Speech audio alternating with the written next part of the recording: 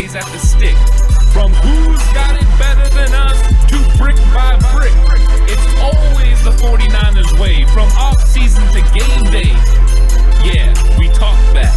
It's the 49ers Cutback.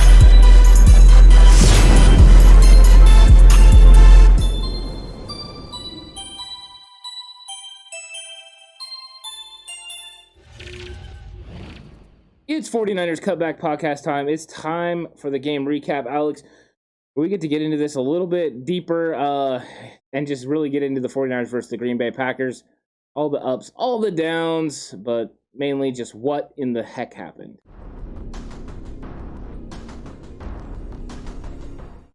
And I don't even want to talk about it. I really don't want to get into it. But you know what? It's fine. It's one game, right? We'll bounce back from this. Hit that like button. Hit that subscribe button. Hit that notification bell. That way you're notified for all of the episodes on the channel.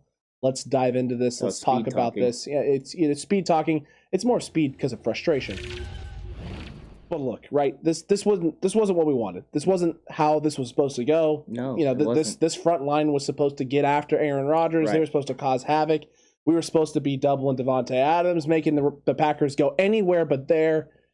That didn't happen. No, it didn't. Everything we thought was going to happen in the game plan really didn't happen. 49ers went and decided that they were going to approach it a different way. They must have saw something else, or they have players on their football team that they felt, could either get the job done or felt they had to protect or couldn't get the job done. Those are all things that I'm looking forward to finding out as the week progresses. But ultimately, the 49ers started out slow and really didn't get it going until the end of the first half. And because of that, they spotted Aaron Rodgers and the Packers 17 points. And unfortunately, no matter how good they played in the second half, they just couldn't win this football game. Because when it came down to it, Aaron Rodgers just made two more plays than we wanted and needed him to make, and they were able to get the field goal at the end to win. Yeah, I mean, that's really what it comes down to. It's frustrating. It was not what we were hoping for, and it really highlights that there are some definitely some issues with the 49ers that maybe we're not seeing. It might not even be that. Maybe it's just confidence, right? Confidence DeMeco Ryans has in this group. Whether or not that confidence is still there after a performance like this, I don't know how it possibly could be. Secondary definitely didn't hold up and do the things it needed to do. Anytime they got put in one-on-one island situations, it felt like we lost those matchups, whether it was early with K1 Williams, whether it was PI calls later in the game, whether it was Davante Adams' back shoulder, both in the red zone and in the open field. It just felt like every time we got put on an island or put in a situation, right, where we could get off the field, we didn't. We didn't get off the field. Drives got extended, whether it was by our own fault, right, by a blown coverage or a great play by quarterback play. Just couldn't help ourselves out. We couldn't get out of our own way. The one thing I'll say though is DeMeco Ryans' game plan was focused on the players that he thought he was going to have. So you come in at the beginning of the game, and you have Josh Norman, who did not get beat in one-on-one. Right. You have Emmanuel Mosley, who, he had the pass interference, but we saw him lock up Davante Adams later in the game. So he has the potential to do so. And then you have a guy like K1 Williams that all of us, every single person has a lot of belief in that he can win those matchups. I was quoted last week as saying, I had zero fear of any of these guys in the slot against him, but he comes up lame. And as soon as he comes up lame, you have to adjust what you're doing. All of a sudden, Deommodore Lenoir is playing inside, which I like Deommodore Lenoir, but he's a rookie that's learning to play in the inside. He's not as comfortable there. So you have that mismatch that ends up being Davante Adams' touchdown. Then it's not too much longer that you get the injury to Norman. So the game plan is thrown out the window because now you have guys that need to go and execute on the outside that maybe you don't feel as confident about as you did the first unit. So I understand what happened. What I like is that from quarter 2 through quarter 3, and most of quarter 3, the 49ers adjusted in a big way. DeMeco Ryans helped get the 49ers off the field. They had a good goal line stand again. So the 49ers still did a lot of good things. Is it a perfect scenario? No, you give up 30 points to Green Bay. But you know what Green Bay has? They have Davante Adams. They have Aaron Rodgers. You gave up 30 points. You were in the football game. You had an opportunity to win. That's what you're going for. But I want to see how he adjusts now. Now, what are the injuries going to be? How is he going to adjust? And how is he going to attack Seattle? Does he sit back and try to run man coverage against DK? Or does he say, you know what? What happened against Davante will not happen again. We're going to take away DK. It's going to be an interesting proposition. And I'm curious, as we get closer to this game, what ultimately it looks like he's going to do. Yeah, that's going to be the big thing because outside the numbers right now, there's really only one guy that you're worried about in Seattle. And I was under the impression there was only one guy to worry about with Green Bay. And, you and I both thought... was. Well, yeah, and he beat us. But look, you and I both thought this. Tyler Menting, when we talked to him, thought this as well, that the 49ers are going to come out, you're going to bracket this guy, you're going to press him up top, take away the over-the-top stuff, make everything really difficult for him, and they didn't do that. Does that change DeMeco Ryans' approach going into next week against Seattle, where there are definite questions about their offensive line play? It wasn't good. It was not good against the Minnesota Vikings. They're going to do some things and try and adjust to shore up against the 49ers front, because while the 49ers front didn't have the gaudy sack numbers that we were all hoping for, and my wow, that's bold got completely thrown out the window, they did get a lot of pressures, and they were in Rodgers' face. There were a lot of hurries. The problem is that Aaron Rodgers is still Aaron freaking Rodgers. So when he has those pressures and he has those things in his face, he's great at throwing off platform, off his back foot, and putting the ball in a place where only his guy can get to it, or where at least his guy can draw a pass interference call against our inexperienced DBs, which happened. I don't know if the Niners know this or not, but next week you're playing a guy in Russ Wilson that is notorious for throwing stupid passes off of his back foot that end up being perfect dimes to everyone in space. So it's concerning. It's definitely concerning that this front is going to have to go against a lot more mobile quarterback next week. And, the secondary is still the secondary, and there's still questions. What are we going to do? How do you shore this thing up without having to sacrifice even more of your future draft capital? I don't think they're going into it like that. I don't think so at all. I don't think they're worried about, the secondary, how it's constituted. I think they have a pretty good understanding of who they got and what they're going to do with it. I think it's about scheme and figuring out how you can take advantage of it. One thing that goes with being a coach, there is a certain point where you look and you say, you know what, I just don't have the personnel to be able to do what I need to do. They're not there yet, because you still have Deommodore Lenoir, who's a very impressive rookie. He's one of the highest graded rookies in the NFL. And you still have other guys as well. Emmanuel Mosley's back from injury. You still have Drake Kirkpatrick. There are opportunities for these guys to come out there and play. Kirkpatrick had a great year with Arizona last year. So there are still formidable guys that they can use on their team. Dante Johnson played very admirably in the slot. Definitely in the slot. That's where he needs to be. Yeah, so I'm not going to go and hate on him right now. There are things you can do to scheme up to mask issues in the secondary. 49ers will have to do it. You saw a couple of times Jimmy Ward went and locked up Devontae Adams. Yep. So there are situations where you can see Jimmy Ward in coverage, and they have the extra safeties with Talanoa Hufanga and Tavon Wilson, that they can use them, and they can use Jimmy Ward in other roles. So they're going to have to be more strategic. They're going to have to be more smart. But overcoming issues is part of being a coach. Every single team that's won a Super Bowl hasn't won the team with the roster that they thought they were going to have when they got there. Fair. They've had to find a way to overcome something. At some point, you've lost too much and you can't. I don't think the 49ers have reached that point yet. You mean one loss isn't enough to throw the towel yet? No, they're getting close. I mean, they're getting to the point where if one room is completely decimated enough that it's almost impossible. But luckily right now, the places that they're hurt, it's not the D-line, and it's the running back room. The running back room is the one room I feel the most comfortable that we can overcome. Now, Kyle completely got away from the run game, which makes me a little nervous. But I think this is going more so to show what he thinks about Trey Sermon's ability right now and how he's developed. And that leaves big questions, because when is Elijah Mitchell going to be back? We need Elijah Mitchell, or we need some of these guys that they've brought in to be able to produce. And he's not comfortable with them. No. He didn't give Trenton Canning any run. It was Kyle Juszczyk and Trey Sermon's backfield tonight. Yeah. Jaquez Patrick was not used. I mean, Kerryon Johnson activated, not used. None of these guys were put into a position to get out on the field and do anything. So they're not comfortable. And I think that was the biggest shock coming into this game was with Trey Sermon activated, I was under the impression that, okay, we're going to get 15 or 20 really good carries out of this guy tonight. Not the case. Not even attempting to get 15, 20 carries. Yeah, I didn't think so. That's why I thought Debo was going to get 100 yards. True. I honestly thought they were going to have to produce, with these other guys, Brian Ayuk, Debo Samuel, George Kittle, and every single one of them got involved in the run game. There was just no faith in what Trey Sermon could do. I thought Trey would get 10 carries. You know what I mean? I thought he would get a little bit of spin, but nothing that he has done through what we saw in camp to, during the preseason made you think that this guy could go in there and be a bell cow running back for him. I didn't think he could be a bell cow running back, but I definitely thought they could sprinkle him in. They sprinkled him in. Well, it's light on the sprinkles. Very light sprinkles. Yeah. We ordered we were hoping for a nice heavy dose of 49ers run game, and what we got was a little soft. Right, we got a taste. We got to taste the 49ers run game. Well, think about where Trey Sermon's successful. It's in between the tackles. Correct. That is where we talked about it since he's been drafted, is that they must be going with a more vertical run game. That must be an intention that the Banks, the draft pick, and then Trey Sermon. Well, the Packers were mucking that up. The Packers have a 3-4 defense. They're putting those three big defensive linemen in there, and then they were mucking it up with the two guys on the outside, which that's what they do well. When they tried to run the sweep play to Trey Sermon, it wasn't there because Trey Sermon doesn't have the speed to get to the outside. He doesn't have the vision that it takes on the outside to get it done. So when you didn't have Elijah Mitchell, you lost that angle. You don't have Raheem Mostert, you can't run the outside zone. Trey Sermon can't run the outside zone, apparently, in Kyle Shanahan's system right now. So that was off the table. And since that was off the table, Green Bay loaded up, said, you're not going to run up the middle on us. And then they tried to make Jimmy Garoppolo beat him. And it seems to be a game plan that was somewhat working. It worked for Philadelphia to a point, and it worked for Green Bay for a little bit. The only problem for Green Bay is Jimmy did beat him at times.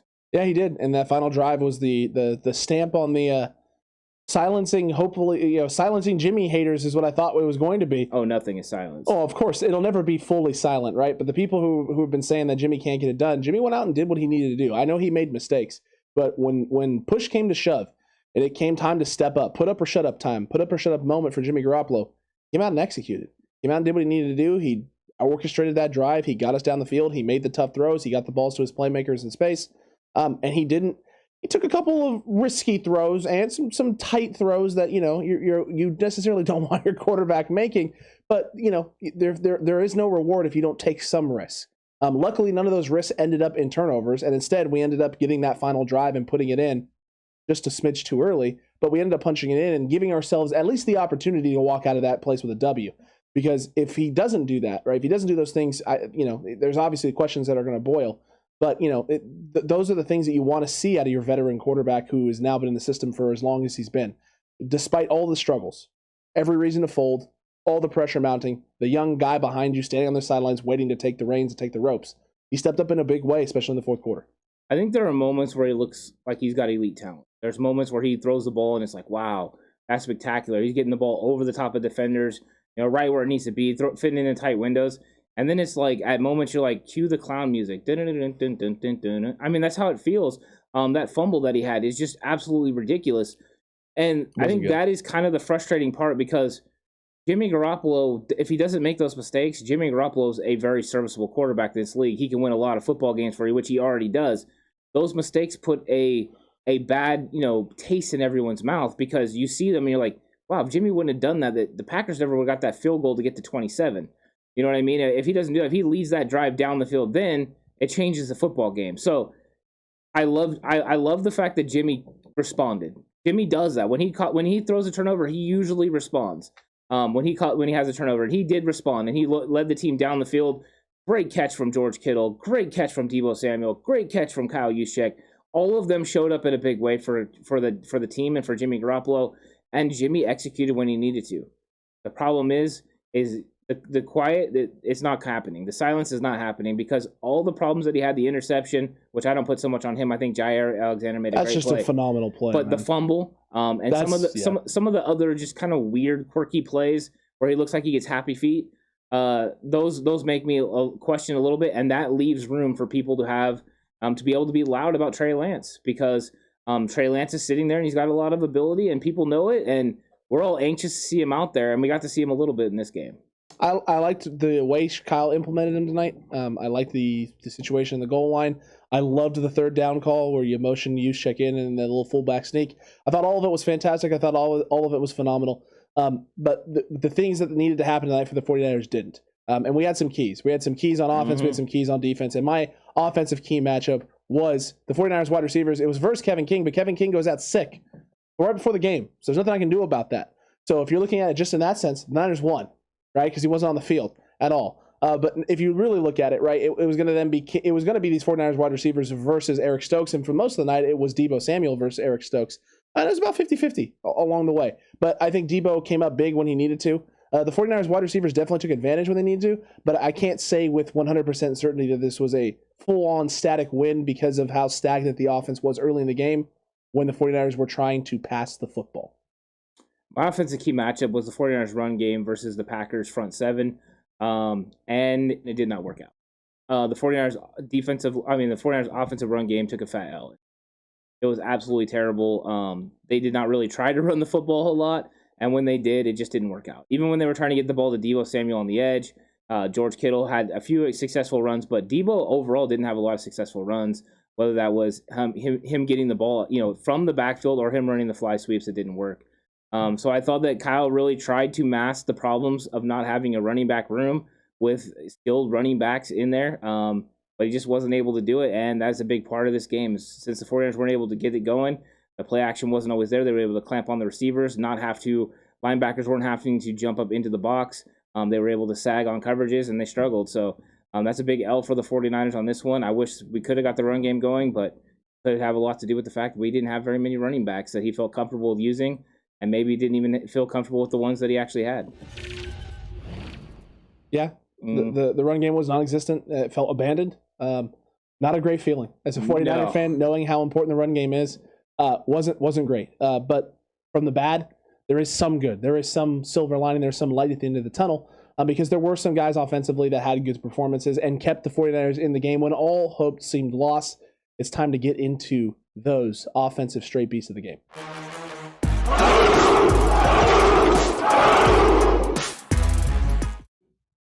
My straight beast on offense is going to be Kyle Juszczyk. Juszczyk was called upon to basically hold the running back responsibilities for the entire game, and he did so. He also was executing, whether that was picking up, blocking, blitzing scheme. He did a lot of great things. I thought overall he had a very good game, and the fact that he was able to finish that touchdown, just running over people and just that never quit, attitude, should have been the game winner. It ultimately isn't, but I'm going to give Kyle Juszczyk the straight beast for this. Fair. He did what he needed to do. He stepped up in a big way.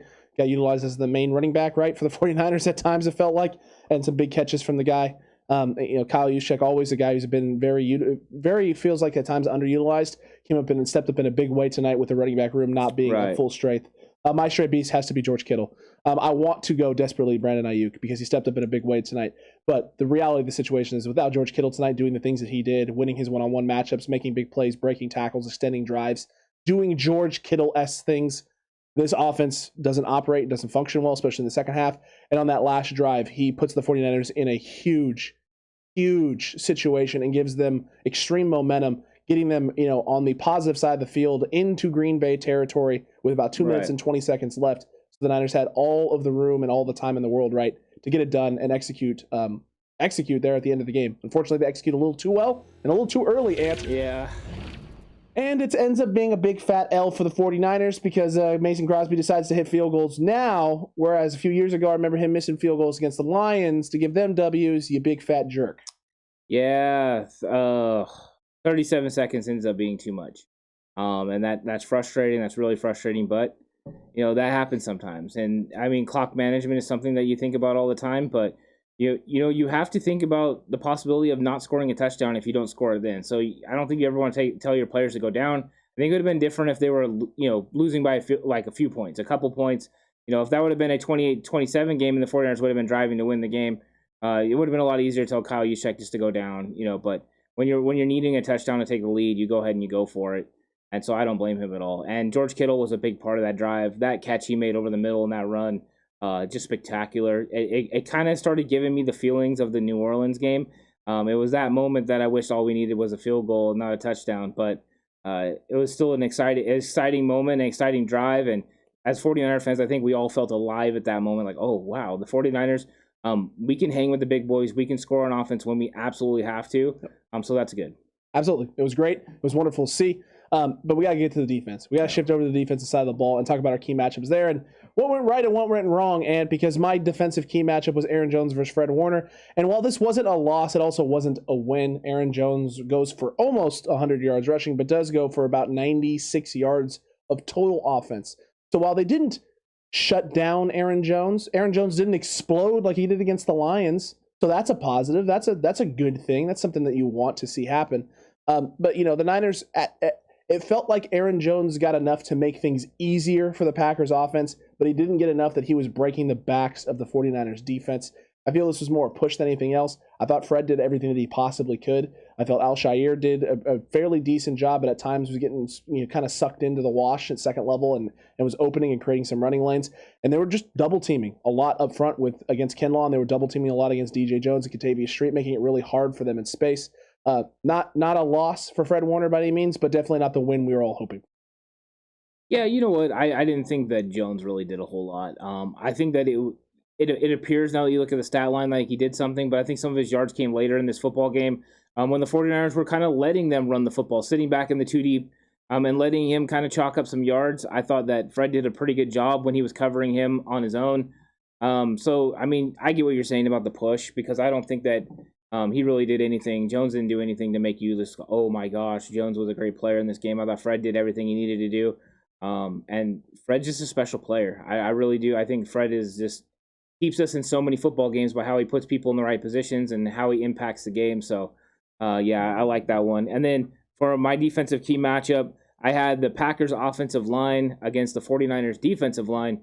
And I'm going to have to say this, the Packers played really well. And I think the Packers actually win this matchup because they gave Aaron Rodgers enough time when it mattered. And they were able to establish a good enough run game between A.J. Dillon and Aaron Jones. And they were also able to give just enough time to get, the ball down the field to Devontae Adams. So it looked like it should have been a clear mismatch that the 49ers defensive line should have won consistently, that these guys should have gotten home on the edge, and it just didn't happen. Whether that is because the game plan, presented the opportunity for Aaron Rodgers to get the ball out really quick on these screens, to run these quick hitches and get the ball out of his hands really quick. All of that seemed to be playing into it, where the 49ers defensive line was kind of almost being made obsolete because, they just didn't have the time to get home.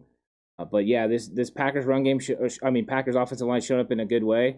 And overall, I think that's why they get the victory on this, which is hard to say because I did not think that was a possibility coming in. I think, too, to clarify as well, I feel while the Niners pass rush necessarily didn't get home, a lot of it was mostly because of Aaron Rodgers, right? Like you talked about, getting that ball out quick. So that's why it feels like a big fat L, right? Because there wasn't those opportunities, those times where we were taking away that first read or taking away that thing that they wanted. And so despite, Bosa, it felt like the first couple of drives was dominating. It felt like there really wasn't a whole lot of other pressure coming from other places, it felt like at times. Just rough, man. It really is rough because you and I both thought this was an area, especially when Elton Jenkins went down, and Tyler Menting felt the ssame way. This was going to end up being a slaughter. Yeah. Well, that's bold, was 6 sacks. It was 6 sacks. It wasn't anywhere near that. The Madden simulation, hate to say it, but the Madden simulation was kind of right in some things, man. That's crazy. Yeah. And a lot of people hated the Madden simulation. But I understand why. Yeah, I mean, it wasn't fun to watch, and that's how fun the Madden simulation was, and how fun the 49ers, first half was. Quarter and a half. Yeah. They're about accurate. I mean, that's pretty much how it was. So yeah, it didn't work out, and you know what? I think the defense will have other opportunities. I think that Aaron Rodgers then put a specific game plan together, but I'm not sure anyone can duplicate it because not everyone has Aaron. And even Russell Wilson has a different skill set than Aaron Rodgers. So he's not going to be able to operate the same way. Plus, DK doesn't get in and out of his breaks the same way Devontae Adams is. He's a different type of route runner. So it's going to present some different challenges. So we're not going to be able to see the same game plan duplicated, which is good news for the 49ers because they will not be able to completely negate this pass rush. That's a positive for the 49ers. That's a good thing for the 49ers. Let's hope that continues and trends the right way. But you are right. Russ likes to throw the deep ball a lot more. It takes a little bit longer for them in space. You saw what happened in the second half against the Vikings. Hopefully the 49ers can continue that for 4 full quarters and continue that stretch offensively and play a 4 full quarter game where they execute. Yeah.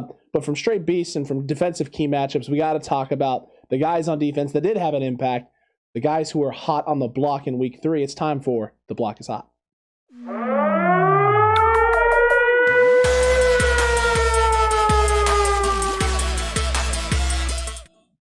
My block is hot defensive player of the game is going to be Fred Warner because All-Pro Fred was flying around doing everything he needed to do, whether that was doing his best to cover a tight end like Robert Tonyan, running stride for stride, or whether that was making plays in the hole, blitzing, trying to confuse Aaron Rodgers. I thought that he was doing the best he possibly could.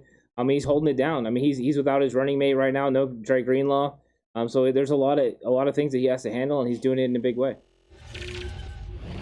Week 3 was what I thought week 2 was going to end up being, was the 49ers offense having to carry the burden and the defense having some struggles. Didn't happen. Week 3, 49ers defense doesn't step up in a big way, right? And the 49ers kind of lets them down, especially early in this game. The pass rush may not have been there, but Eric Armstead was able to get in again and cause some havoc on the inside and got a big sack. He's my block is hot defensive player of the game. He's the only defensive lineman to register a sack. I saw him in there on multiple times getting a hand up in Rodgers' face, coming through with nice rip moves. It wasn't all there, top to bottom. Fred Warner is the only really other guy that I would want to give this award to. I don't feel anyone else stepped up for 4 full quarters and really earned it. If the 49ers come out with a win right now, my block is not defensive player of the game is Emmanuel Mosley for the big stop on 3rd down, forcing that field goal. Right. But unfortunately, we don't get it done. The 49ers defense isn't able to get that stop and prevent that field goal. I got to give some love to Armstead. He's continued to improve each and every week.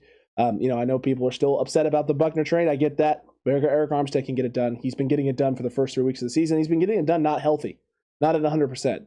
Once this guy gets 100%, it's going to be a lot of problems for a lot of interior offensive lines that the 49ers are going to be facing. We just got to find a way to make that quarterback hold the ball just a little bit longer so they can get that one extra step and bring him down for a sack. Yeah, they got to figure it out. I mean, they got to work on this thing, but Armstead's a good choice. Armstead's been playing good all year.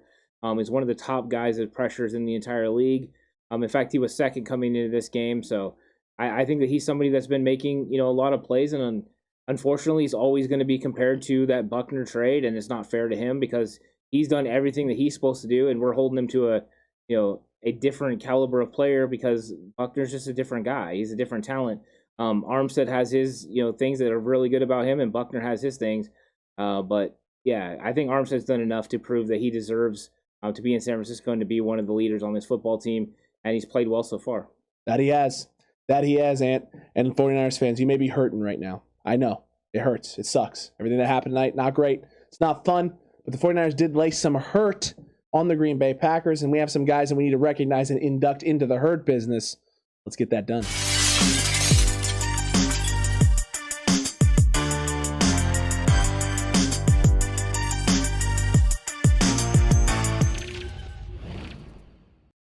Hurt business time. Time to talk about Niners that laid the hurt down on the Green Bay Packers. And we got to start with Trent Williams, who freed up Trey Lance on that big tutty run into the end zone for his first career rushing touchdown. He's got a first career passing touchdown in week 1. He's got his first career rushing touchdown in week 3. And he hands Trent Williams the ball to spike it because Trent Williams spiked of DB for the Packers straight into the turf. Took his soul, almost took his life, and it was glorious to see Trent Williams out there in space demolishing second-level defenders. Later in the game, after that touchdown score, Trent Williams comes up to 39 in space for Green Bay, and he kind of just hey, Trent, we get it, all right?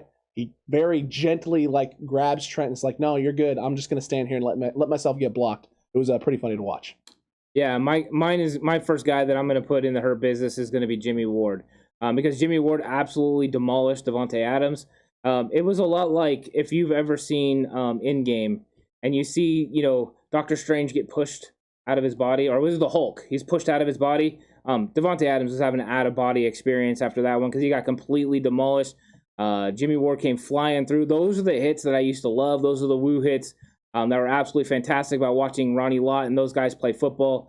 And yeah, I loved it. I loved every minute of it. That's a big hit. And he was trying to make it a legal hit too. It wasn't headhunting. He was trying to put his shoulder right in the middle of Davante Adams' chest. He did. And that's what you like to see. He did. He completely put it in his chest. Yeah. I'm stunned that Davante Adams came back into that game. Yeah. Because he looked like he didn't know where he was after that hit. No, he was like, who there? Who there? Who there? Yeah. Who there? Al-Shaair, we got to give some love to again, too, right. Because Al-Shaair, another guy who continues to lay smacketh down quality hits week in and week out now.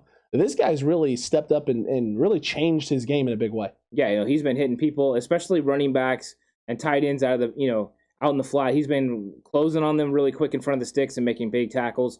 That part of his game has really excelled. I can't wait till we get Dre Greenlaw back and we have those three guys running together. It's going to be glorious. It's going to be great. It's going to take some pressure off the DBs as well, the nickel stuff.